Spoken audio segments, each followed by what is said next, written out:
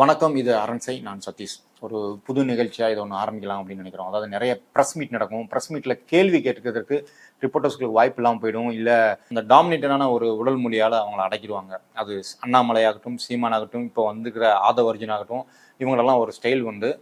அந்த ஸ்டைல் நான் நேரடியாக அண்ணாமலையிடமும் சீமானிடமும் ஃபேஸ் பண்ணியிருக்கிறேன். நான் மட்டுமல்லாது இதற்கு முன்னாடி கரிகாலன் தோழர், அரவிந்த் தோழர், இவங்க எல்லாருமே பார்த்தீங்கன்னா ப்ரெஸ் மீட்ல கேள்விகளுக்கு பதிலடியாக அவங்க ஒரு ஆணவத்தை வெளிப்படுத்துவாங்க. என்னன்னா, எந்த மீடியா 40,000 கேமரா இருந்தா தூக்கிட்டு வந்துருவியா, எத்தனாலும் கேட்டுருவியா, ஒரு மைக்கிங் கேமரா தூக்கிட்டு வந்துட வேண்டியது, இந்த மாதிரி பேசி டைவெர்ட் பண்ணுவாங்களே தவிர பதிலை சொல்ல மாட்டாங்க. இதை நான் நேரடியாகவே பார்த்துருக்கிறேன். அவர்களோட நடந்த பொழுது எனக்கும் இது நேர்ந்துள்ளது. ஸோ இந்த நிகழ்ச்சி நம்ம என்ன பண்ண போறோம் அப்படின்னா, இனி வரப்போகிற பல ப்ரெஸ் மீட்டுகள் அல்லது பல உரைகள், ஒன்வே ஸ்பீச் இருக்குல்ல, அதில் இருக்கிறத அவங்க சொன்ன பொய்களை இல்லை அவங்க சொல்லக்கூடிய தவறான கருத்துக்களை நாம் வரிக்கு வரி நம்ம இங்கே பதிலடி கொடுக்கலாம் அப்படின்னு நினைக்கிறோம். இந்த நிகழ்ச்சிக்கு என்ன பேர் வைக்கலாங்கிறது நீங்கள் சொல்லுங்கள். அடுத்த வரப்போகிற நிகழ்ச்சிகளை அதை பேரையே வச்சுக்கலாம். இப்பொழுதைக்கு வணக்கம் அரண்சை. இது சதீஷ். இன்னைக்கு ஆதவர்ஜுனா கரூர் வழக்கு தொடர்பாக சுப்ரீம் கோர்ட் வளாகத்தில் ப்ரெஸ் பக்கத்தில், அதாவது மீடியாக்களிடம் என்னென்ன பொய்களை அவுத்து விட்டாரு, எப்படிலாம் சென்டிமெண்ட்டாக பேசி ஏமாற்ற பார்க்குறங்கிறத வரிக்கு வரி பார்க்க போகிறோம். அதுதான் இந்த நிகழ்ச்சி. தொடர்ந்து பாருங்க, முழுசா பாருங்க, உங்களோட கமெண்ட்களை பதிவு செய்யுங்க. ஒரு வழி மிகுந்த நாட்களில் நாங்கள் பயணம் பண்ணிகிட்ருக்கோம். இன்னும் வார்த்தைகள் எங்கள் வாயிலேருந்து முழுமையாக வர முடியல. அந்த அளவுக்கு ஒரு நெருக்கடியான காலகட்டம். எங்களுடைய உறவுகள், எங்களுடைய குடும்பம். நான் சாப்பிட்டல, 15 நாள் சாப்பிட்ருக்க, 15 நாள் சூற்றிருக்கிற, 15 நாள் தூங்கியிருக்கிற. ஆனால் உனக்கு மக்களிடம் உண்மையை பேசுறதுக்கு உனக்கு தெம்பில்லை. அதெல்லாம் விடுங்க. அன்னைக்கு நைட்டு இவர் ஒரு பேச முடியல அப்படின்ட்டு ஜென் இசட் புரட்சி பற்றி ஒரு ஸ்டேட்டஸ் போட்டார், டிலீட் பண்ணிட்டாரு. அது எங்கேருந்து வந்துச்சான் சொல்லுங்க? ஆதவர்ஜுனாவுக்கு வாய் பேச முடியல 15 நாளா. ஆனால் அன்னைக்கு நைட்டே இப்படி ஒரு 41 பேர் இறந்துட்டாங்கன்னா அதை வச்சு நம்ம எப்படி அரசியல் பண்ணலாம், எப்படி கலவரம் பண்ணலாம் அப்படின்னு குயுக்தியா குரூரமாக ஒரு மைண்ட் ஓடி இருக்குல்ல, அதுக்கு அவர் என்ன பதில் சொல்ல போறாரு?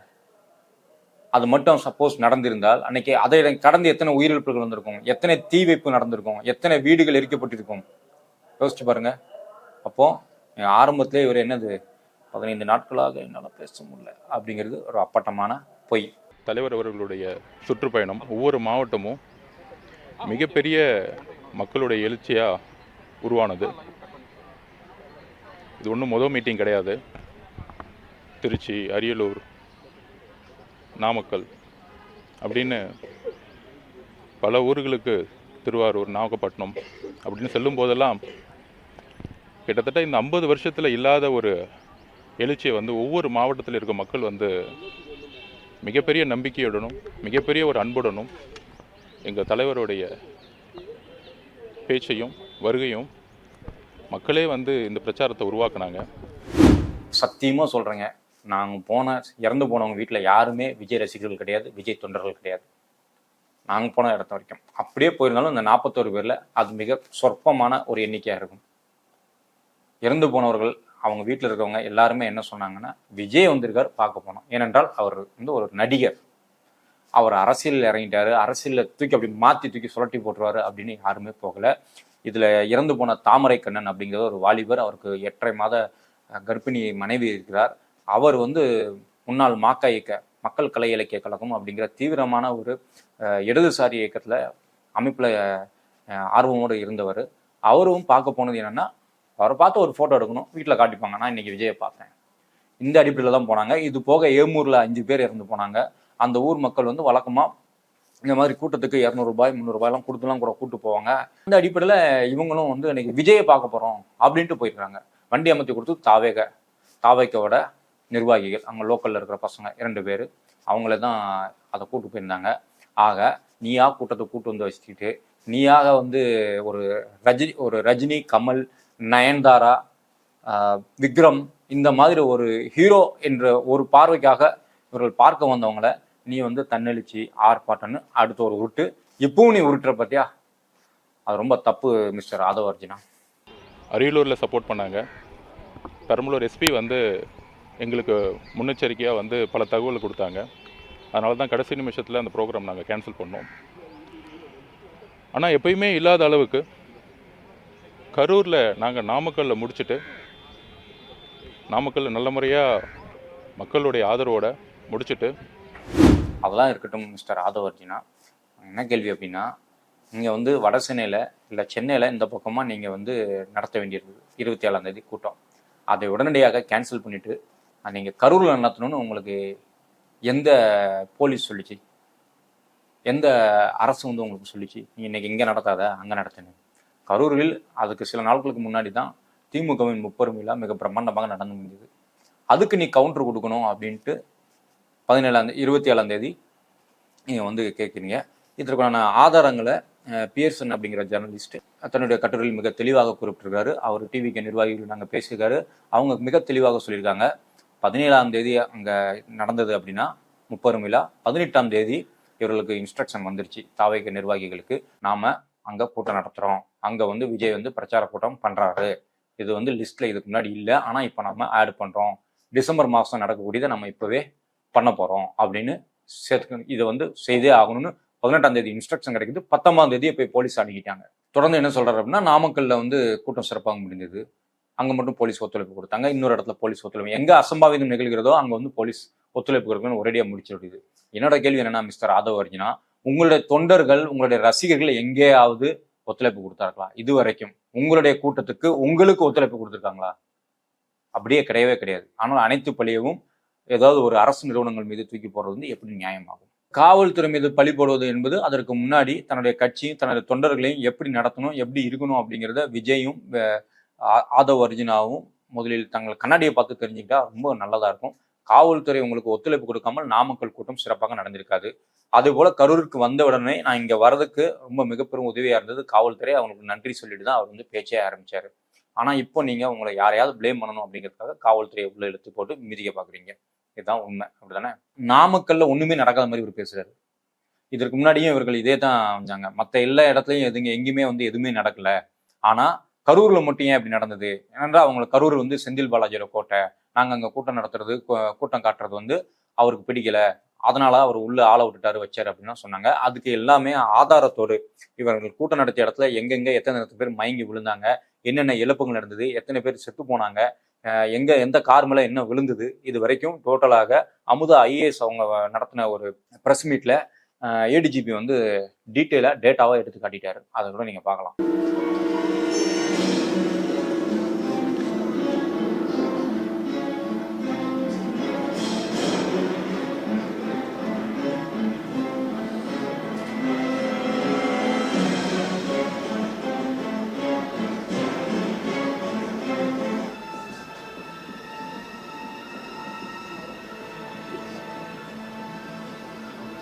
தலைவருடைய நாமக்கல் வருகையாகட்டும், பிரச்சாரமாகட்டும், எங்களுடைய சொந்த லைவ் ப்ரோக்ராமில் எல்லா மீடியாவுக்கும் லிங்க் கொடுத்துட்டு இருந்தோம். ஸோ தலைவர் எங்கே இருக்கிறாருன்னு தெரியும்.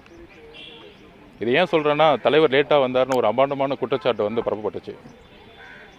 ஸோ 3 to 10 என்ன காவல்துறை சொன்னாங்களோ அந்த இடத்துல தான் நாங்கள் கரெக்டாக போனோம்.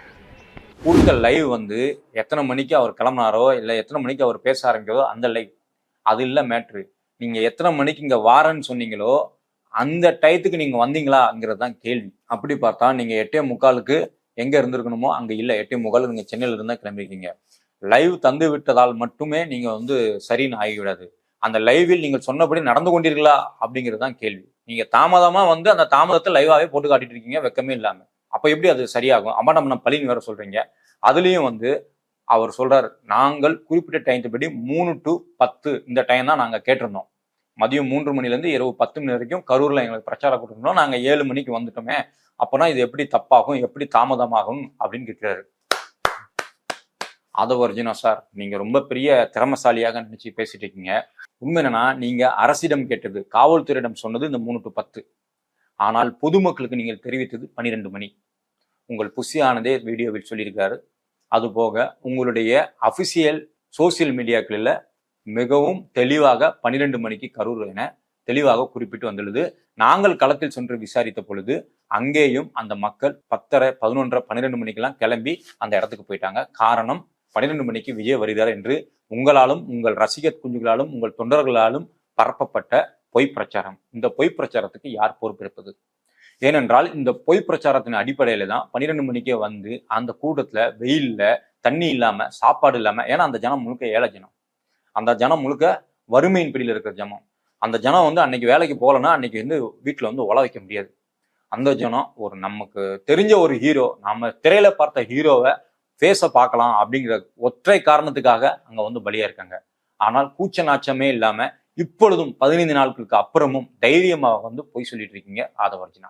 எங்களுக்கு ஒரு அதிர்ச்சி என்னன்னா, கரூர் மாவட்டத்தில் நாங்கள் நுழையும் பொழுது அந்த பார்டர்லேயே அந்த பாலத்துக்கிட்ட என்ன கொஞ்சம் பேச விடுங்க சார். நீங்கள் சன் டிவின்னு தெரியும், என்ன பேச விடுங்க. இந்த கதையெல்லாம் இவர் வரிசையாக சொல்லிட்டு இருக்கும்போது ஒரு நிருபர் வந்து கடுப்பாரு. சார் இன்னைக்குள்ள நீதிமன்ற தீர்ப்பு அதை பத்தி சொல்லுங்க சார் அப்படின்னு கேட்டா, என்ன பேச விடுங்க, நான் இவ்வளவு நாள் பேசல, நீங்க சன் டிவியா, நீங்க சன் டிவி அப்படின்னு சொல்லி அவரவே சொல்றாரு. பொதுவாக பத்திரிகையாளர்கள் நிருபர்கள் போனாங்கன்னா அவங்களோட பிராண்ட் மைக்க அவங்க தான் பிடிப்பாங்க. சப்போஸ் இப்போ நம்மளது போல இண்டிபெண்டன்ட் மீடியாக்கள் அரண்சை ஆகட்டும், இல்லை ட்ரைப்ஸ் ஆகட்டும், இல்லை இதர சேனல்கள் பேரலை ஆகட்டும், இதுல இருந்துலாம் நாங்கள் போனோம்னா மேக்ஸிமம் ஒரு ஆள் தான் போக முடியும். ஏன்னா நம்மள்ட்ட அவ்வளோ மேன் பவர் கிடையாது, ஸ்ட்ரென்த்து கிடையாது. அப்போ நாங்கள் ஒரு கேமரா ஒரு மைக்கை நாமளே தான் கொண்டு போவோம். இங்கே கேமரா ஆன் பண்ணிட்டு இப்போ நானும் பேரலையில இருந்தும் இல்லை ட்ரைப்ஸ்ல இருந்தும் ஒன்னா போயிருக்கோம் அப்படின்னா, இப்போ அதுல இருக்கிறவர் வந்து அந்த கேமராவையும் சேர்த்து நான் பார்த்துக்குவோம், இல்லை என்னோட கேமராவையும் சேர்த்து இவர் பார்த்துக்குவாரு. இந்த 2 மைக்கையும் சேர்த்து நாம அங்கே பிடிப்போம். இல்லை அப்படியும் இல்லை ஒத்தையில போய் மாட்டிக்கிட்டோம் அப்படின்னா இந்த மாதிரி சன் டிவி, கலைஞர் டிவி தெரிஞ்ச ரிப்போர்ட்டர்ஸ், முகம் தெரிஞ்ச ரிப்போர்ட்டர்ஸ் அவங்கள்ட்ட கேட்டிங்கன்னா ரெக்வஸ்ட் பண்ணிங்கன்னா அவங்க சில நேரம் சேர்த்து பிடிப்பாங்க. ஆனால் நீங்கள் அதில் பார்த்தீங்கன்னா அந்த வீடியோவில் பார்த்தீங்கன்னா அங்கே அவர் எந்த திசையில் பார்த்து கேட்குறாரோ அங்கே இருக்கிறது நியூஸ் 18. ஆனால் வேண்டும் என்று சன் டிவி அப்படின்னு இவர் சொல்கிறாரு. அப்போ இவருக்கு வந்து நான் உண்மையை பேசணும், நான் வழியில் பேசுகிறேன் அப்படிங்கிறதுலாம் வந்து பொய். இவருடைய மனசு உள்ளுக்கு முழுக்க முழுக்க ஓடிக்கொண்டிருப்பது என்றால் நான் என்ன சொல்லி எப்படி அடுத்தவரை பிளேம் பண்ணுவது, எப்படி வந்து எனது வெறுப்பை கக்குவது, இதுதான். சன் நியூஸோட மைக் இந்த பக்கம் இருக்குது, அது சன் நியூஸ்காரர் தான் பிடிப்பாரு. அப்படி ஒருவேளை நியூஸ் 18காரர் சேர்த்து பிடித்திருந்தால் சன் நியூஸ் மைக்கு அதோட சேர்த்து பிடிச்சிருப்பாங்க. ஒரு கையில 2 மைக் இருந்திருக்கும். அந்த மாதிரி உதவியெல்லாம் பண்ணிப்பாங்க. முடிந்த அளவு பண்ண மாட்டாங்க. பிராண்டடான சேனல்கள் வந்து அடுத்தவங்க மைக்கை ரொம்ப பிடிக்க ரொம்ப ரேராக தான் பிடிப்பாங்க. நம்மள மாதிரி சிலர் ஹெல்ப்பும் பண்ணுவாங்க. அதெல்லாம் நடக்கக்கூடியது தான். சிலருக்கு அழுத்தம் இருக்கலாம், சிலருக்கு அழுத்தம் இல்லை. ஆனால் நான் இங்கே சொல்ல வருது என்னன்னா, நியூஸ் 18காரரை பார்த்துட்டு இவர் வந்து சன் நியூஸ் அப்படின்னு சொல்லி ஒரு அபாண்டமான ஒரு குற்றச்சாட்டை வைக்கிறாரு. ஏனென்றால் லைவ் லிங்க்லாம் போடுறாரு பார்த்தீங்களா, லைவ் லிங்க்லாம் நாங்கள் எல்லா சேனலுக்கும் கொடுத்த உடனே எல்லாருமே போட மாட்டாங்க. அதை வந்து வியூஸ் இருக்குதான்னு பார்ப்பாங்க, இம்பார்ட்டன்ட் இருக்குதான்னு பார்ப்பாங்க. அதில் சில இடத்துல மணியும் பார்ப்பாங்க. செந்தமிழன் சீமான் அவர்களோட ப்ரெஸ் மீட்டில் நானும் தோழர் அரவிந்தும் கேள்விகள் மேல் கேள்வி கேட்ட பொழுது, ஆமா தம்பி ஒரு 20 லட்சம் வரைக்கும் கேட்டாங்க, நாங்கள் நம்மளால முடிஞ்சது 8, 9, 10 லட்சம் அப்படின்னு அவர் வாயாலேயே சொல்லி கொண்ட உண்மை இது. அவர் ஒரு கட்சி ஒருங்கிணைப்பாளராக இருக்கிறது. அவருடைய பேச்சு லைவ்ல போடுறதுக்கே அவர் வந்து பணம்லாம் பேசப்பட வேண்டியிருக்கிறது ஒரு உண்மை. அந்த உண்மை வந்து அம்பலமான பின்னாடியும் இப்போ ஆதவர்ஜினா வந்து சன் நியூஸ் ஏன் டார்கெட் பண்றேன்னா, ஒருவேளை இவர் கொடுத்து அவங்க சன் நியூஸ்காரங்க வாங்காம போயிருக்கலாம். ஏன்னா புதிய தலைமுறையில் இன்னும் பாலிமர் இந்த மாதிரி சேனல்லாம் எப்படின்னா, விஜய் வராருன்னா விஜய் லைவ் போடுறாங்க, லைவ் கூடவே அவங்க கொடுத்த பாட்டையும் சேர்த்து போட்டுட்டு இருக்காங்க. இது வந்து கலாட்டா மாதிரி சேனல்ஸ் வந்து பண்ணும், பேக்கேஜா அவங்களுக்கு நாங்கள் பண்ணி கொடுக்குறோம் அப்படிலாம் கூட பண்ணுவாங்க சில பிரைவேட் சேனல்ஸ். அப்படி வந்து ஒரு மெயின் ஸ்ட்ரீம் சேனல்ஸ் இப்படி பண்ணும் பொழுது அங்க வந்து நம்ம வந்து நியூஸ் எதிர்பார்க்குறோமா இல்ல விளம்பரத்தை பார்த்துட்டு இருக்கிறோமா அப்படிங்கிற கேள்வி வருது. ஸோ அந்த விளம்பரம், இவர் கொடுத்த விளம்பரத்தை வந்து ஒருவேளை சன் நியூஸ் வாங்கியிருக்காது, இல்லை சன் நியூஸ் செஞ்சிருக்காது, அந்த காண்டா இருக்கும்னு நினைக்கிறேன். நியூஸ் 18காரர் கேள்வி கேட்டுட்டு இருக்கிற சன் நியூஸ் மேல பலியை போட்டுட்டு இருக்காரு. இதெல்லாம் தேவையாதவர்ஜினா. ஸோ நீங்கள் தடுக்காதீங்க. எங்களுக்கு 15 நாளாக நாங்கள் பேசாமல் இருக்கிறோம். நாங்கள் உண்மையை சொல்லணும். சம்பவம் நடந்தது போன மாசம். நாங்கள் பேசிக்கிறோம் சார், நாங்கள் பேசுகிறோம் சார், நாங்கள் பேசணும்னு நினைக்கிறோம். இவரை கொஞ்சம் அமைதியாக இருக்க சொல்லுங்கள். எதுக்காக நீங்கள் இப்படி தடுக்கிறீங்கன்னு எனக்கு தெரியும். நீங்கள் அலோவ் பண்ணுங்க, நாங்கள் பேசுறதை கேட்குறோம், நீங்கள் அமைதியாக இருங்க. அதாவது இவரை எந்த கேள்வியுமே கேட்டக்கூடாது, எல்லாமே ஒன்வேயாக தான் இருக்கணும். இது வந்து மோடியோட வழி. மோடியும் பிரஸ் மீட்டை சந்திக்க மாட்டாரு, விஜயும் சந்திக்க மாட்டாரு. சந்தித்தாலும் நீ எதுவும் கேள்வி கேட்கக்கூடாது, நான் என்ன சொல்றோம் அதை கேட்டு கொண்டு போய் நீ போடு. இது வந்து பாசிசத்தின் ஒரு எச்சம், ஒரு அடையாளம், ஒரு உதாரணம் நம்ம எடுத்துக்கலாம். வாய் பேசாத பிரதமர் அப்படின்னு கிண்டல் செய்யப்பட்ட மன்மோகன் சிங் அவர்கள் அத்தனை பிரஸ் மீட் அட்டன் பண்ணியிருக்காங்க. அனைவருக்கும் அங்கே கேள்வி கேட்க உரிமை உண்டு. கேள்விகளுக்கு அவர் பதில் அளித்திருக்கார். வரலாறு என்னை விடுதலை செய்யும், அதாவது வரலாறு வந்து என்னை வந்து யாருன்னு காட்டுன்னு சொல்லி முடிச்சுட்டு போனாரு. இப்போது நம்ம புரிஞ்சிட்டு இருக்கோம். போலீஸ் காவல்துறை தான், கரூர் காவல்துறை தான் எங்களை வந்து வரவேற்றாங்க. இது எந்த மாவட்டத்திலையும் நடக்கலை. அவங்க தான் வந்து வரவேற்றாங்க. அவங்க தான் வந்து திட்டமிட்ட இடத்துல கொண்டு போய் அந்த இடத்துல நின்று பேசுங்கன்னு சொன்னாங்க. ஒட்டுமொத்த காவல்துறையும் வந்து ரோப்பை கொண்டு போய் கொண்டு வச்சா எந்த இடத்துல நிப்பாட்டினாங்களோ அந்த இடத்துல நிப்பாட்டினாங்க.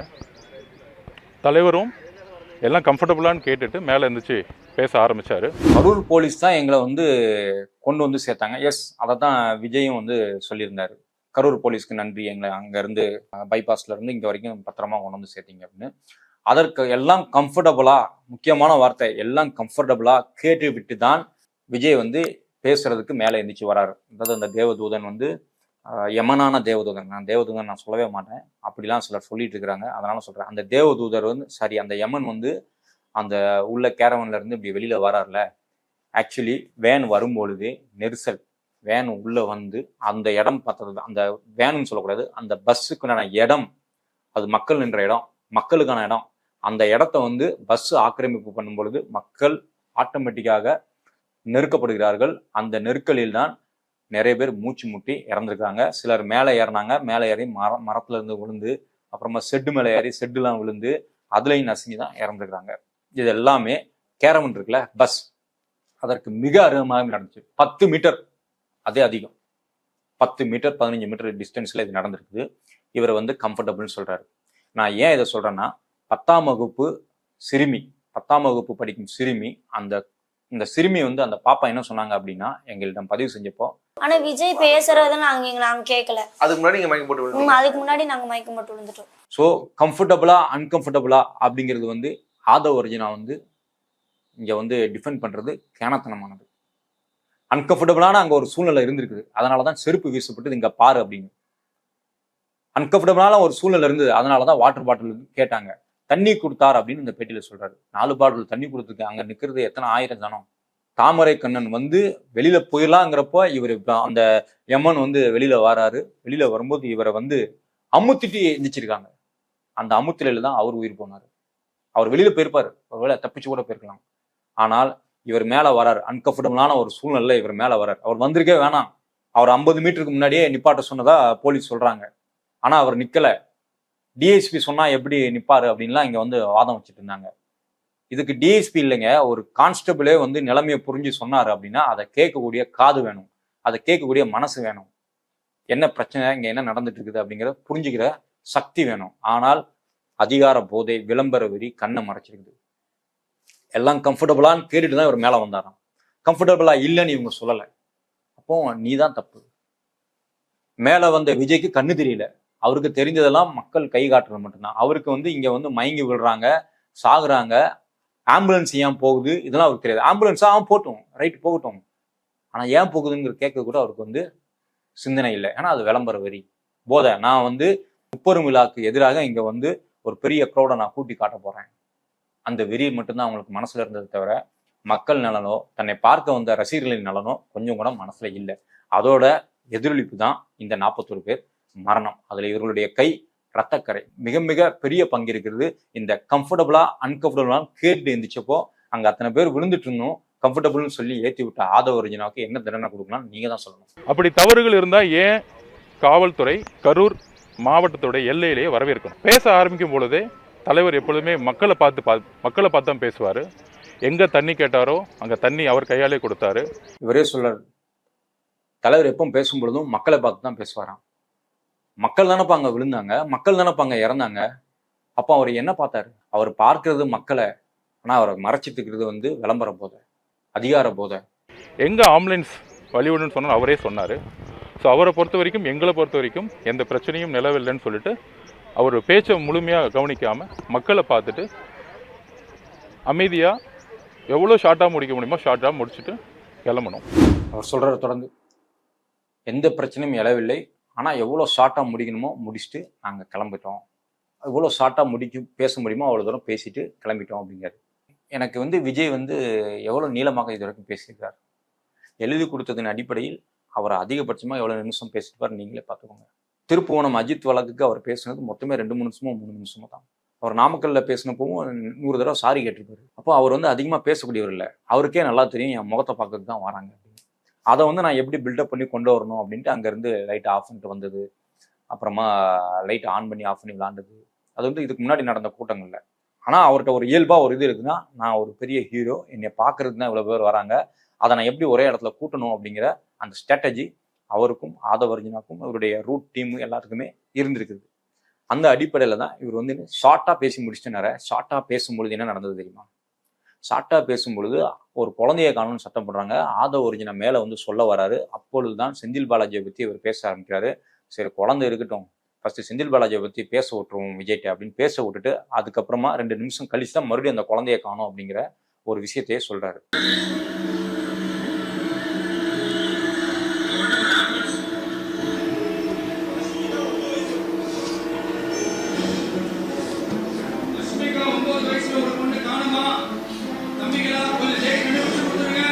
இதுதான் ஆதவ ஒரிஜினா. இவர் தான் வந்து இன்னைக்கு வந்து 15 நாட்களாக நாங்கள் வலியோடு இருக்கிறோம் அப்படின்னு நம்மள்ட்ட வந்து அப்பட்டமான ஒரு பொய்யை உருட்டிட்டு இருக்கிறாரு பிரஸ் மீட்ல.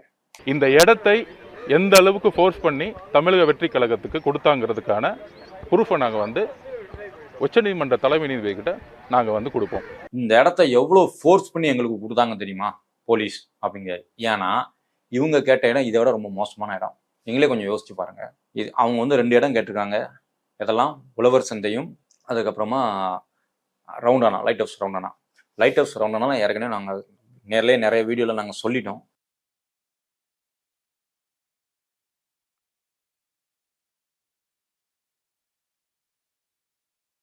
அது ரவுண்டானாவே ஒரு பெட்ரோல் பங்கோட சேர்ந்து தான் இருக்கும். உங்களுக்கே தெரியும் தாவேகாவோட தொண்டர்கள் எவ்வளோ ஆக்ரோஷமாக இருப்பாங்க. விஜய் மேலே உள்ள பாசத்தில் கரண்ட் கம்பி மேலே ஏறுறது, மைக் செட்டு மேலே ஸ்பீக்கர் மேலே ஏறுறது, இதெல்லாம் பண்ணுவாங்க.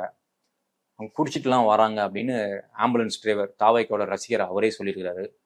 இவர்கள் ஏதாவது ஒரு சிகரெட்டோ இல்லை ஒரு துளி ஏதோ ஒரு நெருப்பையோ எதையோ ஒன்றை வந்து போட்டிருந்தா அந்த பெட்ரோல் பங்கு என்ன ஆகும்? அந்த பெட்ரோல் பங்கை ஒட்டி ஜனம் கட்டாயம் குவிஞ்சிருக்கும். அவங்களாம் என்ன ஆயிருப்பாங்க யோசிச்சு பாருங்க.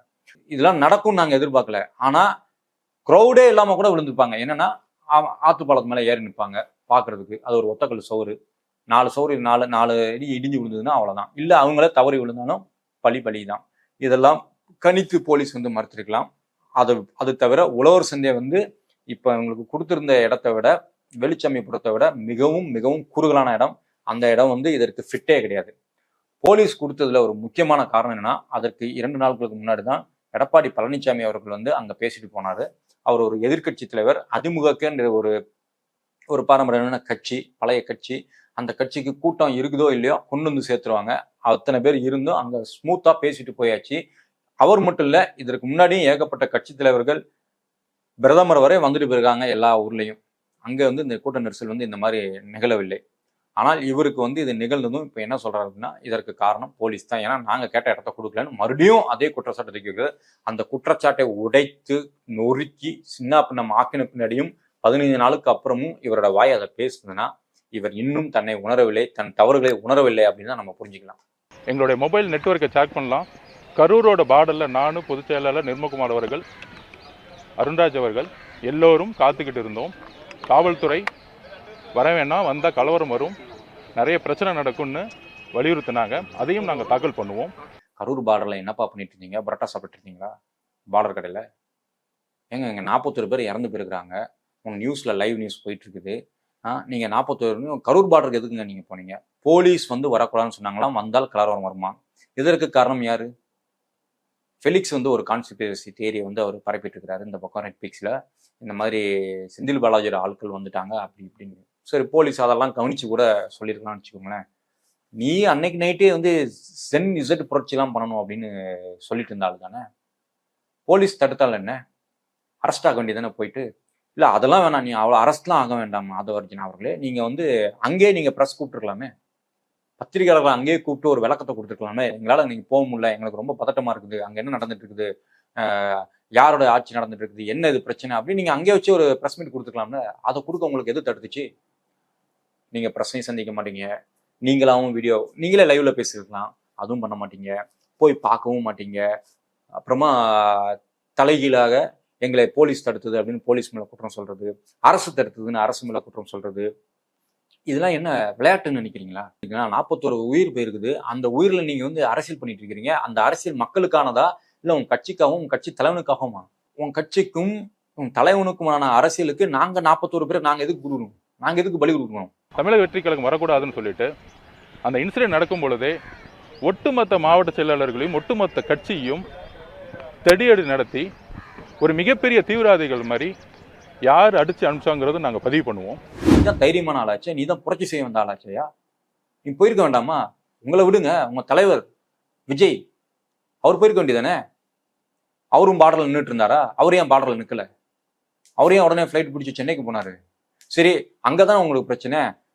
ஏர்போர்ட்ல, திருச்சி ஏர்போர்ட்ல நீங்க பேசியிருக்கலாம், சென்னை ஏர்போர்ட்ல வந்து விஜய் வந்து விளக்கம் கொடுத்துருக்கலாம், இல்ல ஒரு அஞ்சலி செலுத்திருக்கலாம், இல்ல வருத்தம் தெரிவிச்சிருக்கலாம், இல்ல விளக்கம் கொடுத்துருக்கலாம். அங்கேயும் கொடுக்கல. அது எதையுமே பேசாம ஒன்வேயா நான் சொல்றதெல்லாம் நீங்க கேட்கணும், நீங்க இதை நம்பணும் அப்படின்னு சொல்லிட்டு இருக்கிறது என்ன அர்த்தம் மிஸ்டர் ஆதவர்ஜனா?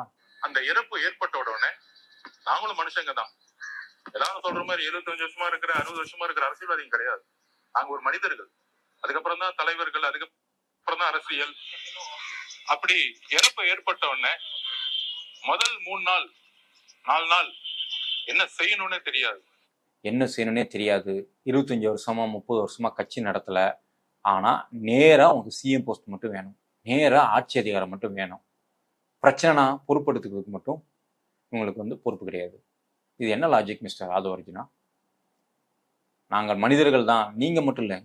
அங்க போன செந்தில் பாலாஜியும் மனிதர் தான், விஜயபாஸ்கரும் மனிதர் தான், திருமாவளவனும் மனிதர் தான், சிஎம்மும் மனிதர் தான், டெபுட்டி சிஎம்மும் மனிதர் தான். இதனை கடந்து அந்த கூட்டத்துல ஆம்புலன்ஸ் டிரைவர் ஒரு பையன் வந்து தன்னோட டிஷர்ட் எல்லாம் தூக்கி கலத்தி போட்டு ஒரு பெண்ணையும் கொண்டு காப்பாற்றி கொடுத்து, அடுத்து 4 பேரை கொண்டு போய் காப்பாற்றி கொடுத்து, அடி வாங்கினதுக்கு அப்புறமும், உங்கள் தேவைக்க தொண்டர்களால் அடி வாங்கினதுக்கு அப்புறமும் காப்பாற்றுறதுக்கு கூட்டத்துக்கு போனாலும் அவனும் மனுஷன் தான். இவர்களெல்லாம் மனிதர்கள் என்றால் நீங்க சொல்லிட்டு இருக்கீங்களே நான் மனுஷன், நீங்க மனுஷங்களா இல்லையான்னு நீங்க தான் ஒரு தடவை சுய பரிசோதனை பண்ணிக்கணும். இத்தனை நடந்திருக்குது. ஒரு சாதாரண தொண்டனுக்கு இருந்த தைரியமும் நேர்மையும் தீரமும் வீரமும் உங்க தலைவருக்கும் இல்லை, உங்களுக்கும் இல்லை, இல்லை உங்கள் நிர்வாகிகள் யாருக்கும் இல்லை. எல்லாம் ஓடி ஒளிஞ்சிருக்கீங்க. 4 நாளைக்கு அப்புறம் ஒரு வீடியோ போடுறாரு. நீங்க அரசியல்வாதியும் இல்லை, நீங்க மனிதனும் இல்லை.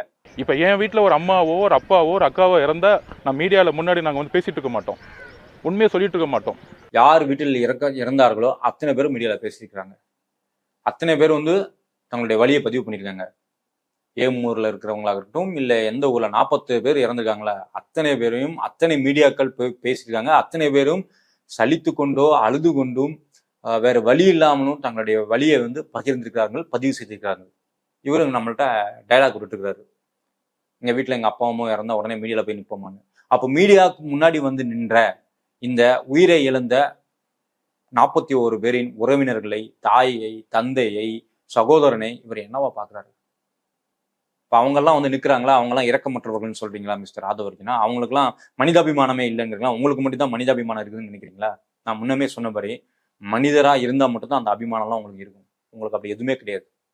நான் தான் முன்னாடி சொன்னேன், உங்கள் பேருக்கு பின்னால் ஏதாவது கேவலமா இருந்தா அந்த கேவலத்தை எடுத்து சேர்த்து வச்சுக்கோங்க. இல்ல உங்கள் பெயரையே நாங்கள் வந்து கேவலமாவே நாங்கள் பார்த்துக்கிறோம். இந்த சந்தர்ப்பத்தை திமுக பயன்படுத்திட்டு அன்னைக்கு ஃபுல்லா என்ன நாடகம் பண்ணாங்கன்னு உங்களுக்கு தெரியும், மக்களுக்கு தெரியும். என்ன தெரிஞ்சது? என்ன நாடகம் ஆடினாங்க? நாடகம் ஆடிச்சுன்னா என்ன நாடகம் ஆடணும்னு சொல்லுங்க. மக்களை போய் சந்தித்தது நாடகம் அப்படின்னா விஜயபாஸ்கர் தான் சந்தித்தாரு. விஜயபாஸ்கர் மட்டுமா சந்தித்தார்? எல்லாருமே தான் சந்தித்தாங்க. 15 நாளைக்கு அப்புறம் இப்போ ஒரு ஏசி ஹாலில் வந்து விஜய் சந்திக்க போறாரு. அப்போ நீங்க லேட்டா நாடகம் ஆடுறேன்னு சொல்றீங்களா? அரசு, அது திமுகவோ அதிமுகவோ, ஒரு மிக பெரும் பலி எண்ணிக்கை உள்ள ஒரு சம்பவம் நடக்குது அப்படின்னா அது உடனடியாக அங்க இருக்கிற பொறுப்பான அமைச்சரோ இல்லை யாரோ ஒருத்தவங்க கட்டாயம் போவாங்க. நீங்க நிகழ்ச்சி நடத்திருக்கீங்க, நீங்க போயிருக்கணும். நீங்க போயிருந்தா இதை நாடகம்னு சொல்லியிருக்க மாட்டீங்க.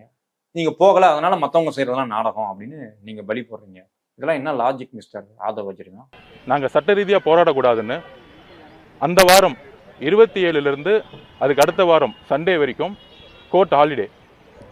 இது ஒரு மிகப்பெரிய திட்டமிடலோட எங்களால் ஜுடிஷியலாகவும் போய் முறையிட முடியாது. மீடியால பேசுறதுக்கு யாரும் உங்களை கையை பிடிச்சி கேட்கல. 27ஆம் தேதிங்கிற டேட்டை சூஸ் பண்ணது வந்து திமுகவோ இல்லை வேற எந்த கட்சியோ இல்லை, அது உங்க கட்சி தான் சூஸ் பண்ணியிருந்தது. ஸோ இதுல வந்து லாஜிக்காவே நீங்க திமுக மேலோ இல்லை தமிழக அரசு மீதோ இல்லை வேற யார் மேலே நீங்க பழி போட்டாலும், காவல்துறை மீதோ பழி போட்டாலும் அங்கே செட் ஆகாது. உங்களுடைய பதில்கள், உங்களுடைய பேச்சு எதுவுமே வந்து உண்மையாக இல்லை மிஸ்டர் ஆதவர்ஜனா. நல்லா புரிஞ்சுக்கோங்க. அந்த ஒரு வாரமா ஹாலிடே இருந்தது, கோர்ட்டுக்கு மூவ் பண்ண முடியல. அப்புறம் தலைவர் அவர்கள் வந்து இரங்கல் கொடுத்து அவங்களுக்கான இழப்பீடு தொகை கொடுத்த பிறகு இரங்கலில் எங்கேயுமே யாரோடைய பேரையுமே அவர் குறிப்பிடல. 41 பேர். இது வந்து தாமரை கண்ணனின் ஃப்ரெண்டு வந்து தன்னுடைய வீடியோவில் பதிவு பண்ணியிருக்காரு. அவர் வந்து இந்த குடும்பத்திற்கு ஆறுதல் எதுவும் சொல்லலை. அதுக்கு வழக்கத்துக்கு மாறா இவர் என்ன செஞ்சிருக்காரு அப்படின்னா, சிஎம் சார் வேணும்னா என்னை வாங்கிக்கோங்க, என்ன பழி வாங்கிக்கோங்க, என் மக்களை பழி வாங்காதீங்க அப்படின்னு பஞ்சு டைலாக் அடிச்சிட்டு இருந்தாரு சினிமா வசனம் மாதிரி. சரி, என்ன அப்படி பழி வாங்குறாங்க அப்படின்னா, இவங்களுடைய மாவட்ட நிர்வாகிகள் எல்லாம் அரெஸ்ட் பண்ணாங்களாம். மதியழகன் தான் பொறுப்பு, நான் பொறுப்பல்லன்னு கோர்ட்ல வாதாடினது புசி ஆனந்த். இப்படி ஒரு சம்பவம் நடந்திருக்குது. 41 பேர் இறந்துட்டாங்க. அதுக்கு கட்சியில இருக்கிற முக்கிய பொறுப்புல இருக்கிற புசி ஆனந்த் வந்து அவருடைய வக்கீலை அனுப்பி என்ன வாதாடுகிறார் என்றால், இதற்கு மொத்த பேரும் பொறுப்பு யார்? மதியழகன், தாவைக்க மாவட்ட நிர்வாகி அப்படின்னு. அவர் வீட்டுக்கு போயிருந்தோம். அவர் வீடு பூட்டி கிடந்தது. அவருடைய ஃபேக்டரி மாதிரி ஒரு கம்பெனி மாதிரி ஒரு நடத்திருக்காரு. அங்கேயும் போனோம். அங்க இருக்கிறவங்க என்ன சொன்னாங்கன்னா, அவர் தம்பியே ஒருத்தர் இருக்காரு, அவர்கிட்டயாவது பேசலாம்னா, அவருக்கே பேச வராதுங்க, விடுங்க, அந்த மதியழகனுக்கே சரியா பேச வராதுங்க அப்படின்னு அங்க இருக்கிறவங்களே சொன்னாங்க. அவருடைய மனைவி தான் கொஞ்சம் அதிகமா பேசினாங்க. ஸ்ப்ரே அடிச்சாங்க, கூட்டத்துல கத்தி வச்சு கிழிச்சாங்க, பிளேடு வச்சு கிழிச்சாங்கலாம் பேட்டி கொடுத்துருந்தாங்க. அன்னைக்கு டிராமா செஞ்சதெல்லாம் நீங்க தான். தாவைக்கோட வழக்கறிஞர் என்ன சொல்றாரு, 41 பேர் அங்கதான் இறந்தாங்களா? ஏற்கனவே ஹாஸ்பிட்டல் இருக்கிற டெத் ஆனவங்கலாம் இந்த லிஸ்ட்ல சேர்த்துட்டதாகவும் அபாண்டமான குற்றச்சாட்டை வைத்தது யாருன்னா தாவைக்கோட வழக்கறிஞர். அப்போ அன்னைக்கு நாடகம் ஆடினது, டிராமா செய்தது யாரு? நீங்க தான் சொல்லணும் மிஸ்டர் ஆதவர்ஜினா. திருமதி அருணா ஜெகதீசன் அவர்களுடைய தலைமையில் ஒரு விசாரணை ஆணையம் அமைக்கப்பட்ட பிறகு ஏன் வந்து உயர் அதிகாரிகள், ஹோம் செக்ரட்டரி, ஹெல்த் செக்ரட்டரி எல்லாரும் வந்து எந்த தவறும் செய்யலைன்னு சொல்ல முடியும்? ஒரு விசாரணை நடந்துட்டு இருக்கும் பொழுதே எப்படி வந்து காவல்துறை இருக்கக்கூடிய ஒரு ஹோம் செக்ரட்டரி இதில் எந்த தவறு இல்லைன்னு சொல்ல முடியும்? அப்புறம் எதுக்கு வந்து விசாரணை ஆணையத்தை உருவாக்குனாங்க? அமுதா ஐஏஎஸ் கொடுத்த பேட்டியும் பிரச்சனையா இருக்குது, செந்தில் பாலாஜி கொடுத்த பேட்டியும் பிரச்சனையா இருக்குது அப்படின்னா நீங்க பதிலுக்கு பேட்டி கொடுத்துக்கலாமே. நீங்க அவங்க பொய் சொன்னாங்க அப்படிங்கிறது நீங்க ஆதாரத்தோட நிரூபிச்சிருக்கலாமே. இல்ல ஃபெலிக்ஸ் சொன்னது உண்மை அப்படின்னா அவரையும் கூப்பிட்டு அவர் சேனல்லே நீங்க உட்காந்து இந்த வீடியோலாம் நான் தாரேன் பாருங்க இதுதான் உண்மை, செந்தில் பாலாஜி சொன்னது போய், அமுதா ஐஏஎஸ் சொன்னது போய், ஏடிஜிபி சொன்னது போய் அப்படின்னு நீங்களே காட்டியிருக்கலாமே. இப்படி எதுவுமே சொல்லாம ரொம்ப ரொம்ப தெனாவட்டா என்ன சொல்றீங்க, நான் வந்து சும்மாலாம் குற்றச்சாட்டு வைக்கல, விசாரணை கமிஷன் வச்சதுக்கு அப்புறமும் இவங்க தான் ஏன் இது வந்து தன்னைத்தானே சொல்லணும், ஏன் வந்து பிரஸ் மீட் வச்சு இதெல்லாம் சொல்லிட்டு இருக்காங்க அப்படின்னு. அதாவது உண்மையை சொன்னது உங்களுக்கு கஷ்டமா இருக்குது ஆதவர்ஜனா, அதுதான் உண்மை. அருணா ஜெகதீசன் சொல்லட்டும், அதுக்கு வந்து டைம் ஆகும், அதுக்குள்ள இந்த விஷயம் ஆறிடும், நீங்க இவ்வளவு சீக்கிரம் அம்பலமாவீங்கன்னு நீங்க எதிர்பார்க்கவே இல்லை. அந்த சம்பவத்தோட சூட்டா உங்க மேலான தவறுகள் எல்லாம் வெளியில வரும் பொழுது அதை உங்களால தாங்கிக்க முடியல. அது வந்து நீங்க என்ன சொல்றீங்க, திமுக எங்களை அழிக்க பாக்குது அப்படின்னு. திமுக உங்களை அழிக்கணும்னு அவசியமே இல்லை போல, நீங்களே உங்களை அழிச்சிட்டு இருக்கீங்க. இந்த தவறு தாவேக்கா தான் செய்துன்னு வாய் தரன்னு சொல்லாம அவங்க பக்கத்தை நியாயத்தை மட்டும் சொல்லிட்டு இருந்தாங்க. இதுவே வந்து அவங்க அமைச்ச கமிஷனுடைய ஒரு அதிகார மீறலுங்கிறது நாங்க பதிவு பண்றோம். என்ன ஒரு பக்கம் நியாயம், உன் பக்கம் நியாயத்தை யாரும் சொல்ல வேணாம்னு சொல்லவே இல்லையாப்பா? உன்னையத்தான் ஃபோன் பண்ணி எல்லாரும் தேடுறாங்களே, பிரஸ் இது பேட்டி கொடு, பிரஸ் மீட் கொடு அப்படின்னு. நீங்க யாருமே வரல, அதான உண்மை. நீங்க யாருமே வராதப்போ உங்க பக்கம் நியாயத்தை யார் பேசுவா? உங்க பக்கம் நியாயத்தை நீங்க எடுத்து சொல்லாம உங்களை யாரோ தடுத்த மாதிரியோ, உங்கள் வாயை யாரோ கட்டி போட்ட மாதிரியோ, உங்களை யாரோ மிரட்டி பேசக்கூடாதுன்னு சொன்ன மாதிரி நீங்க பேட்டி கொடுத்துட்டு இருக்கிறீங்க. இப்பவும் நீங்க 15 நாளைக்கு அப்புறம் பேசிட்டு இருக்கீங்க. என்ன ஆதாரத்தை கொடுக்குறீங்க? 15 நாளைக்கு முன்னாடி பேசுனதை நீங்க அன்னைக்கே பேசியிருக்கலாமே, அடுத்த நாளே பேசியிருக்கலாமே. அன்னைக்கு பேச முடியல, ஓகே, 3 மணி வரைக்கும் கரூர் பார்டர் கடையில உட்காந்துட்டு இருந்தீங்க, அதுக்கு அடுத்த நாள் நீங்க பேசியிருக்கலாமே. ஏன் பேசல? யார் தடுத்தா உங்களை? உங்களுடைய பொய் வந்து உங்களை தடுத்து வச்சிருக்குது, உங்களுடைய தவறுகள் வந்து உங்களை வந்து தடுத்து வச்சிருக்குது. இதுதான் உண்மை. உயர்நீதிமன்ற நீதிபதி அவர்கள் கடுமையாக தமிழக வெற்றி கழகத்தை நாங்க தான் தப்பு செஞ்ச மாதிரி ஆல்ரெடி அவர் வந்து ஒரு பதிவு பண்ணிட்டார். எந்த விதமான என்கொயரியும் கிடையாது. பொதுவாக வெக்கேஷன் கோர்ட்டில் ஃபில் கேஸ், பப்ளிக் லிட்டிகேஷன் கேஸை வந்து எடுத்த உடனே நோட்டீஸ் அனுப்புவாங்க. ஆனால் அன்றைக்கே எடுத்து அன்றைக்கே ஒரு ஜட்ஜ்மெண்ட் கொடுத்து அன்றைக்கே தமிழக வெற்றி கழகத்தை ஒரு குற்றவாளி மாதிரி ஆக்கி, அதில் தலைவர் விஜய் அவர்களையும் ஒரு குற்றவாளி ஆக்கியக்கூடிய ஒரு ஜட்ஜ்மெண்ட் இருக்குது பாருங்கள். தமிழக வரலாற்றிலேயே மദ്രാஸ் ஹைகோர்ட்டில் இந்த மாதிரி ஒரு தீர்ப்பை கொடுத்ததே கிடையாது. எழுதுனது செந்திலுங்கிற நீதியரசர். அவர் டிஎம்கே கட்சியில் இருக்கிறாரா, இல்லை அவர் வந்து டிஎம்கே சொல்லி தான் இப்படி செய்தாரா அப்படிங்கிறதுக்கு உங்களுக்கு எந்த ஆதாரமும் கிடையாது. நீங்கள் சந்தேகப்படலாம், அதெல்லாம் தப்பு கிடையாது. நீங்கள் சந்தேகமாக பதிவு பண்ணலாம், அதெல்லாம் தப்பு கிடையாது. ஆனால் இது திமுக தான் அவரை எழுத வைத்தது, திமுக தான் இப்படி பேச வைத்தது அப்படின்னு நீங்கள் வந்து சொல்கிறீங்க. ஏன்னா இதை காரணமாக சொல்கிறீங்கல்ல, எங்களை அழைக்க பார்க்கிறார்கள் ஏனென்றால் இந்த தீர்ப்பு இப்படி வந்துச்சு அப்படிங்கிறீங்க. யார் அழிக்க பார்க்குறான்னு சொல்கிறீங்க? திமுக அழிக்க பார்க்குது அப்படின்னு சொல்கிறீங்க. திமுக அழிக்க பார்க்குறதுனா திமுக ஏதாவது பண்ணியிருக்கணும். ஆனால் இங்கே வந்து செந்தில் அப்படிங்கிற ஒரு நீதிபதி கொடுத்த தீர்ப்பை வந்து நீங்கள் வந்து என்ன சொல்கிறீங்கன்னா, இது திமுக எங்களை அழிக்க பார்க்கறதுக்கான கருவி அப்படின்னு சொல்கிறீங்க. அப்படியானால் நீதிமன்றத்தை இல்லை நீதிபதியை திமுக வளைத்து இப்படி எழுத வச்சுது அப்படின்னு சொல்கிறீங்க அப்படின்னா, அப்போ நீதிபதி யார்? கேள்வி வருமா வராதா? அப்போ இது வந்து நீதிமன்ற அவமதிப்பு வழக்காக மாறுமா என்னன்னு தெரியல. ஆனால் வழக்கறிஞர் வில்சன் அவர்கள் வந்து இது வந்து நீதிமன்ற அவமதிப்பு அப்படின்னு சொல்லியிருக்காரு. இதற்கு காரணம் என்ன அப்படின்னா, செந்தில் அவர்களின் இல்ல திருமண விழாவில் ஸ்டாலின் கலந்துக்கிட்டாரு அப்படி இப்படிலாம் போட்டோ நிறைய வந்துருச்சு. அவர் இல்ல திருமண விழாவில் ஸ்டாலின் மட்டும் கலந்துக்கல, பல்வேறு கட்சி தலைவர்கள் கலந்துக்கிட்டாங்க. அதுல பாரதிய ஜனதா கட்சிக்காரங்களும் இருந்திருக்கலாம், வேற்று மாற்று கட்சிக்காரங்களும் இருந்திருப்பாங்க. இதை ஒரு காரணமா காட்டி நீங்க வந்து இவர் வந்து செந்தில் வந்து திமுகக்கு ஆதரவா எழுதினாருங்கிறதோ, இல்ல திமுக வந்து செந்திலை பயன்படுத்தி, நீதியரசர் செந்திலை பயன்படுத்தி இந்த தீர்ப்பை எழுதுன்னு சொன்னாலோ, அதற்குண்டான ஆதாரங்களை அவர் சமர்ப்பிக்காவிட்டால் அது நீதிமன்ற அவமதிப்பாகத்தான் கருதப்படும். தமிழக வெற்றி கழகத்துடைய ஒரே பெட்டிஷன் தலைவர் அவர்களுடைய தலைமையில் அறிவுறுத்தின் பேரையில் பெட்டிஷனை ஃபைல் பண்ணோம். பெட்டிஷனுடைய நேம் ஆதவ அர்ஜுனா, நான் மட்டும்தான். தமிழக வெற்றி கழகத்தின் சார்பாக வேறு எந்த பெட்டிஷனும் ஃபைல் பண்ணல. அதை நான் வந்து பதிவு பண்ணிக்கிறேன். ஏன்னா வந்து நாங்கள் எங்களுடைய அமைதி இந்த தீர்ப்புக்கு அப்புறம் 41 எங்களுடைய குடும்ப உறவுகளுக்கு ஒரு நீதி கிடைக்கணும். தாவேக்கு சார்பாக ஒரே ஒரு பெட்டிஷன் தான், அது எனது பெயரில், தாவேக்கு சார்பில் எனது பெயரில் நான் மட்டும்தான் அதை கொடுத்துருக்கிறேன். வேற எந்த பெட்டிஷனும் எங்களோட பெட்டிஷன் கிடையாது. அதுல வந்து நாங்கள் கேட்கறது என்னன்னா, எங்க தலைவரின் அறிவுறுத்தலின்படி எங்களுக்கு ஒரு எஸ்ஐடி வேணும், சுப்ரீம் கோர்ட் அண்டர் மானிட்டரிங். அதாவது அவங்க சுப்ரீம் கோர்ட்டுக்கு கீழே ஒரு ஓய்வு பெற்ற நீதிபதியை வைத்து நீங்க விசாரிக்கணும், தமிழ்நாடு அரசு மேல எங்களுக்கு நம்பிக்கை இல்லை அப்படின்னு நீங்க சொல்லியிருக்காங்க. சிபிஐ விசாரணை கேட்கவே இல்லை. நீங்க எந்த உச்ச நீதிமன்றத்தை போறீங்களோ அந்த உச்ச நீதிமன்றத்துல நீங்க கேட்காமலேயே சிபிஐ விசாரணை தந்துள்ளது. இதை குறித்து ஆதவ அர்ஜுனா ஏதாவது பேசினாரா அப்படின்னா, இந்த உறவுகள் வந்து ஏதோ வந்து நம்ம காசு கொடுத்தோங்கிறது இல்லாம அவங்களுடைய வாழ்க்கையோட தேவைக்கு எல்லாமே ஏதோ வந்து முத நாள் போயிட்டு மலர் வலை வச்சுட்டு போறது வந்து எங்க தலைமையோ தமிழக வெற்றி கழகமும் கிடையாது. வாழ்க்கை முழுவதும் அவருக்கு தேவையான ஒரு பயணத்தை நாங்கள் உருவாக்குறோம். இப்பொழுது வரை அவர்கள் அறிவித்த 20 லட்சத்தை கொடுக்கவே இல்லை. ஆனா இந்த பேட்டியில கொடுத்தேன் அப்படின்னு பொய் சொல்றாரு. அந்த அறிவிப்பு உண்மையா பொய்யானுங்கிறது பிரச்சனையா இருக்குது. இந்த இறப்புக்கு ஒரு நியாயம் கிடைக்கணும். 100% இதுல ஒரு சதித்திட்டம் இருக்கு. நீங்க எதனால நம்பிக்கைங்க? இந்த நம்பிக்கைக்கு வந்து ஆதாரம் வேணும்.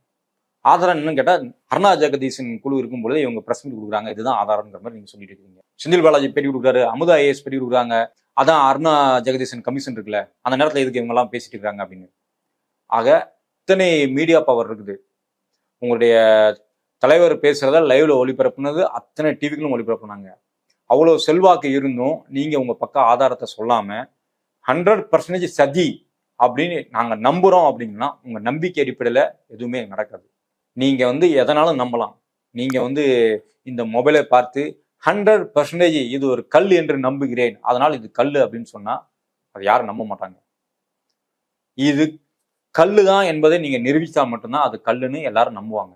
அது வரைக்கும் நீங்க எவ்வளவுதான் சொன்னாலும் சரி, அது வந்து நாங்க உங்க நம்பிக்கை அடிப்படையில இங்க யாருமே எதுவும் கேட்க மாட்டாங்க. அது ஈவன் கோர்ட்டாக இருக்கட்டும், மக்களாகட்டும், யாருமே வந்து முட்டாள்கள் இல்லை. உங்கள் கற்பனைக்கும் உங்களுடைய நம்பிக்கைக்கும் வந்து இங்க வந்து யாரும் செவி சாய்க்க முடியாது.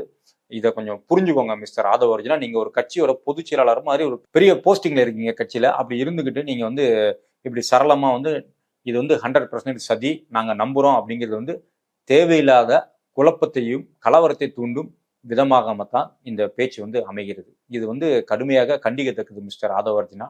உங்களுக்கு அப்படி எதுவும் ஆதாரம் இருந்தா 15 நாள் ஆச்சு, இப்போ கூட நீங்க ஆதாரத்தை எடுத்து போடலாம். ஏங்க, ட்ரைப் சேனல்ல இருந்து, அரண்சேஜ்ல இருந்து, பேரலில இருந்து, யூடியூப் வீடியோஸ்ல இருந்து இப்படி யாரும் எங்கெங்கெல்லாம் போய் எடுத்து போடுற ஆதாரத்தை விட உங்கள் தலைவர் ஆதாரந்தோ அப்படின்னு ஒண்ணு எடுத்து போட்டாருன்னா அது இந்தியா முழுக்க ஒரு பெரிய ஒரு நியூஸ், அப்படிதானே?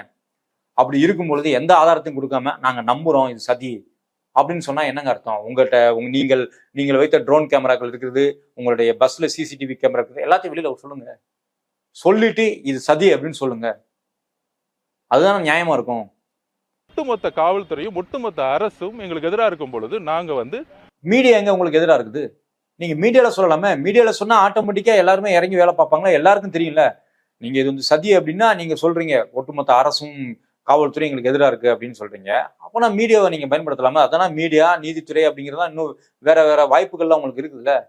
ஒண்ணு இல்லைங்க, தமிழ்நாட்டு மீடியா தான் உங்களுக்கு பிரச்சனை அப்படின்னா நீங்க நார்த் இந்தியா மீடியா போனா கோடி மீடியா தானே, எல்லாரும் உங்களுக்கு அப்படியே ரெட் கார்பெட் போட்டுலாம் உங்களை வரவேற்றுவாங்க, நியூஸை ஃபிளாஷ் பண்ணுவாங்க. டிவிக்கோட ஸ்பீச்சை வந்து அங்க வரைக்கும் டெலிகாஸ்ட் பண்ற அளவுக்கு உங்களுக்கு செல்வாக்கு இருக்குது தானே. பாரதிய ஜனதா கட்சி வந்து நினைச்ச என்னாலும் பண்ணலாமே. அவங்க தான் சிபிஐ விசாரணை அதிகமாக வரவேற்கிறாங்க.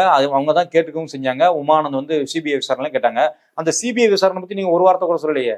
சென்னை உயர்நீதிமன்றத்துடைய ஜட்ஜ்மெண்ட் வந்து எந்த அளவுக்கு தவறுங்கிறது இன்னைக்கு உச்சநீதிமன்றம் பதிவு பண்ணியிருக்கு. எங்களுடைய மக்கள், எங்களுடைய ஒரு 41 குடும்பத்துக்கு சொல்லியிருக்கிறோம், நாம் வலுவா இருக்கிறோம். எங்களுடைய திக்கிறார் ஆதவ அர்ஜுனா நீங்க ஏன் திக்குறீங்க அப்படின்னா உங்க வாயிலிருந்து உண்மை வர மாட்டேங்குது. இதற்கு முன்னாடி இந்த ஆதவ அர்ஜுனா வந்து சிபிஐ இப்போ சிபிஐ வந்து விசாரிக்கிறது அப்படிங்கிறது தள்ளி போடுறதுக்கான ஒரு வழிமுறை, நீண்ட கால விசாரணை நடக்கும், ஒரு விஷயத்தை ஆற போடுறதுக்கான வழிமுறை அப்படின்னு நீங்களே உங்க பேட்டியில் சொல்லியிருக்கீங்க. அஜித்குமார் திருப்பவனம் வழக்குல உங்க தலைவரும் அதை தான் எடுத்து சொன்னாரு, நீங்களும் அதை தான் எடுத்து சொன்னீங்க. ஆனால் இப்போ நீங்க வந்து சிபிஐ விசாரணை கேட்டவர்களை பற்றி உங்களுக்கு எந்தவித விமர்சனமும் இல்லை, அதை குறித்து நீங்க கருத்தும் சொல்ல மாட்டேங்கிறீங்க. அப்படின்னா நீங்க இப்ப யார் கையில இருக்கிறீங்க? சிபிஐ கொடுத்ததே வந்து காலம் தாண்டி ஒரு 5 வருஷம் கேஸ் தள்ளி போடுங்கன்னு சொல்றதுதான் சிபிஐ. தலைவருடைய ஒரே செய்தி, 41 குடும்பத்தோடு நாங்கள் எங்களுடைய பயணத்தை மிகப்பெரிய தொடருவோம், உண்மையை வந்து மிகப்பெரிய கொண்டு வருவோம். இதுதான் நான் வந்து சொல்லக்கூடிய உண்மைகள். நன்றி, வணக்கம். விக்டிம்ஸ் சிலர் வந்து இது நாங்கள் இந்த மனுக்குள்ளேயே ஃபைல் பண்ணல அப்படின்ற ஒரு குற்றச்சாட்டை வச்சு தமிழ்நாடு அரசு அதை ஒரு புகாராக எங்களுக்கு உச்சநீதிமன்றத்தில் ஒரு மனுவாக தாக்கல் செய்யறதுக்கான அனுமதியை வாங்கியிருக்காங்க. இதை பற்றி தாவைக்க பொதுச் செயலாளராக நீங்கள் எங்கள் மனுவை பற்றி தான் பேச முடியும். மித்த மனுக்களை பற்றி இன்னைக்கு வந்து முறையிட்டாங்க. அவங்க வந்து சுப்ரீம் கோர்ட் ஜட்ஜிக்கிட்ட வந்து ரிட்டையர்ட் சுப்ரீம் கோர்ட் ஜட்ஜிட்ட முறையிட சொல்லியிருக்கிறாங்க. அவங்களுக்கு தெரியும் அதில் உண்மை இருந்துச்சுன்னா அது என்னமோ திமுக வந்து முறையிட்டோம். அதை இறந்து போன அந்த 41 பேர்ல ஒரு 3 பேரை செலக்ட் செஞ்சு அவர்கள் பேர்ல போலியாக மனுக்கள் சிபிஐ விசாரணை வேணும்னு மனுக்கள் அளிக்க வச்சது அதிமுகங்கிற கட்சியில இருக்கிற ஒரு நிர்வாகி அதுல சம்பந்தப்பட்டிருக்காரு. இன்னும் பின்னாடி யாரெல்லாம் சம்பந்தப்பட்டிருக்காங்கன்னு தெரியாத சூழ்நிலை. இப்படி என் கட்சிக்காரனை இல்லை என் ரசிகனை என்னை பார்க்க வந்து பலியான குடும்பத்தினரை நீங்க வந்து இந்த மாதிரி சரி தப்புன்னு சொல்றது கூட துப்புல்லாத டேஸ் நியாயம், தர்மம், நீதி, புரட்சி, மாற்றம், ஜென்னிஸ்ட்லாம் பேசிட்டு இருக்குது. என்னங்க எப்பேற்பட்ட ஒரு விஷயம் நடந்திருக்குது. 41 பேர் இறந்திருக்காங்க. அதுல ஒரு 3 ஃபேமிலிட்ட வந்து தான் குழந்தைக்கு சம்பந்தம் இல்லாம தகப்பன் மூலம் சிபிஐ மனு, தன்னுடைய பையனுக்கு மூத்த பையனுக்கு வேலை வாங்கி தரேன்னு ஏமாத்தி கையெழுத்து வாங்கி ஒரு சிபிஐ மனு, இன்னும் பிரபாகரங்கிறவர்கிட்டையும் ஒரு மனு, இந்த 3 பேர்ட்டையும் மனு வாங்கி கொடுத்துருக்கு தப்பு அப்படின்னு தமிழக அரசு ஆதாரம் கிடைச்சதும் அதை வச்சு மனு போடுது. அதை நீதானே ஏன் செஞ்சிருக்கணும்? தாவேக்கா தானே பண்ணிருக்கணும். அப்போ 41 குடும்பத்துக்கு பணம் கொடுக்கறதும் இல்ல அவங்கள தத்தெடுத்து வளர்க்கறது மட்டும்தான் பெரிய விஷயம்னு நீ காட்டிட்டு இருக்கிறியா? அரசியலாக அவர்களை பயன்படுத்துறாங்க, அவர்களை பகடைக்காயாக பலி போடுறாங்க. அது வந்து அதிமுக நிர்வாகி சம்பந்தப்பட்டிருக்காரு. அதை பத்தி பேசுறதுக்கு வாயே வரல அப்படின்னா இந்த வாய் வந்து என்ன வாய்? கமெண்ட்ல கட்டாயம் இதை சொல்லுங்க. நாங்கள் தமிழக அரசையும் இந்த சட்டம் ஒழுங்கையும் நாங்கள் நம்புற மாதிரி இல்லை. இங்கே அன்னைக்கு நடந்த கேஸ்லேயே பார்த்துருப்பீங்க, ஆணையம் அமைச்சிருக்கிறோம். அந்த ஆணையத்தில் நாங்கள் வந்து எல்லா விதமான பதிவுகளையும் பதிவு செய்வோம், உண்மை வெளிவரும். நாங்கள் உண்மைகளை பதிவு செய்வோம் அப்படிதான் சொல்றதை தவிர எங்களிடம் ஃபுட்டேஜ் இருக்குது, அந்த ஃபுட்டேஜை கொடுப்போம், எங்கள்கிட்ட வீடியோ காட்சிகள் இருக்குது, அதை வந்து எஸ்ஐடிட்ட கொடுப்போம் அப்படிங்கிற பதிலே அவர் வாயிலிருந்து வரல. ஆக இவர்கள் எந்த மாதிரி இந்த எஸ்ஐடி நடக்கப்படுது, இந்த எஸ்ஐடி வேற சிபிஐ கூட சேர்ந்து பண்ண போகுது. அதாவது எஸ்ஐடி வந்து சிபிஐக்கு ரிப்போர்ட் வர கொடுக்கணுமா? அப்போ இதோட ரிசல்ட் என்னவா இருக்கும் அப்படிங்கிறது நினைத்து பார்த்தாலே பதட்டமா இருக்குது, பயமா இருக்குது. இதுல இன்னொரு விஷயத்த சொல்றாரு, மதுரைனா அழகிரின்னு இருந்துச்சு, அது இல்லாம போயிடுச்சு. அதே மாதிரி கரூர் அப்படின்னா நாங்க கிளீன் பண்ணுவோம் அப்படின்னு அதை வந்து அவர் செந்தில் பாலாஜிங்கிற வார்த்தையை சொல்லாம சொல்லிட்டு இருக்கிறாரு. அது வந்து எப்போ நடக்கணும்னா விஜய் முதல்வர் ஆனதுக்கு அப்புறம் நடக்குமா? அத்தைக்கு மீசம் முளைக்குமா? அப்போ நடக்குமா? இது நான் என்ன சொல்றேன் அப்படின்னா, செந்தில் பாலாஜி தான் அப்படின்னு நிரூபிக்கிறதுக்கு எதுக்கு நீ முதலமைச்சர் ஆகணும்? கோர்ட் இருக்குது, எஸ்ஐடி இருக்குது, சிபிஐ இருக்குது, ஆதாரத்தை கொடு, காலி பண்ணு, உள்ள தூக்கி வை. இவர் முதலமைச்சராக வந்துதான் இது பண்ணணுமா? அதாவது 15 நாட்கள் துக்கம் அனுஷ்டிப்பார்கள், வாயில பேசுறதுக்கு வார்த்தையே வரல, நாங்களும் மனுஷங்க தானே அப்படின்னு இப்பதான் கொஞ்ச நேரத்துக்கு முன்னாடி சொன்னாரு. நாங்க மனுஷங்க, அரசியல்வாதிகள் இல்லை, எங்களுக்கு 25 வருஷம் 30 வருஷம் அனுபவம்லாம் இல்லை அப்படின்னு சொன்னவர் இப்போ உடனடியாக முதலமைச்சராகும் அப்படின்னு சொல்றாரு. இதுக்கெல்லாம் எந்த எக்ஸ்பீரியன்ஸும் தேவையில்லையா? எங்க ஒரு வீட்டுல இளவு நடந்திருக்குது, ஒரு இறப்பு நடந்திருக்குது, பாதிக்கப்பட்டிருக்காங்க, அவங்களுக்கு ஆறுதல் சொல்ல முடியாம அல்ல ஆறுதல் சொல்றதுக்கு வக்கு இல்லாம, துணிச்சல் இல்லாம, குற்ற உணர்ச்சியிலையும் தப்பு செஞ்சிட்டுமேங்கிற பயத்திலையும் ஓடி ஒளிஞ்சிட்டு இருக்கிறவங்க நீங்க வந்து எந்த தைரியத்துல இதுக்கு மட்டும் எந்தவித அனுபவமும் தேவையில்லை, நேரம் முதலமைச்சராகும் அப்படின்னு சொல்றீங்க? மக்கள் நலன் சார்ந்து மக்களிடம் எந்த பணியும் செய்யாமல் அப்படியே ஒரு தேவதூதன் ஒரு யமனை இறக்கி கொண்டிருந்தால் இதெல்லாம் நடக்கிறதுக்கு வாய்ப்பே கிடையாது. தமிழகம் எந்த தேவதூதருக்காகவும் எதிர்பார்த்ததில்லை. தமிழகம் சித்தாந்தம் சார்பாக, கொள்கை சார்பாக மக்கள் நலன் கருதி என்ன தேவையோ அதை கட்டாயம் சுவீகரித்து கொள்ளும். ஆனாலும் சினிமா என்னும் மோகத்துல நாம வந்து இந்த மாதிரி ஒரு 41 உயிரை இழந்தது வந்து மிக பெரும் சோகமான விஷயம். இதை வந்து ஜீரணிக்கவே முடியல. இந்த வயர்ல அவங்க கொடுத்த கட்டுரையில இதைத்தான் அவங்க சொல்லியிருந்தாங்க. தமிழ்நாடு அரசியல் ரீதியாக மிகவும் முன்னேறின மாநிலம், நினைத்து கொண்டாலும் சொல்லி கொண்டாலும் இந்த விஷயத்துல இப்படி வீக்கா இருக்கிறத சுய பரிசோதனை பண்ணிக்கணும் அப்படின்னு சொல்லிடுவாங்க. சுய பரிசோதனை என்பது நாம் நமது குடும்ப உறவுகளிடம், நமது நண்பர்களிடம் இந்த விஷயங்களை பேசுவதுதான். அனாமத்தாக ஒரு நாயகனை பார்ப்பதற்காக நாம் நமது உயிர்களை பலி கொடுப்பது எந்த வகையிலும் ஏற்றுக்கொள்ள இயலாதது. நமது ரசிகத்தன்மையை நாம் வியந்து பார்ப்பவர்கள் நம்மளை பயன்படுத்துவதையும் நாம் புரிந்து கொண்டு அந்த அரசியலை நாம் கட்டாயம் சொல்ல வேண்டும். அதற்கு ஒரு உதாரணம் தான் இந்த கரூர் பலிபீடம். அரண்சை நண்பர்களுக்கு வணக்கம். அரண்சை ஊடகம் சுயேட்சையாக இயங்குவதற்காகவே உருவாக்கப்பட்டது. நாம் செய்கிற வேலை உண்மையிலேயே மக்களுக்காக செய்கிறோம் என்பதை நீங்கள் நம்பினால், வாய்ப்பு இருந்தால் இந்த ரேசர் பே கியூஆர் கோடுக்குள்ளே நீங்கள் அதை ஸ்கேன் பண்ணி எங்களுக்கு உங்களால் இயன்றதை விருப்பம் இருந்தால் ஆதரவு தெரிவிக்கலாம்.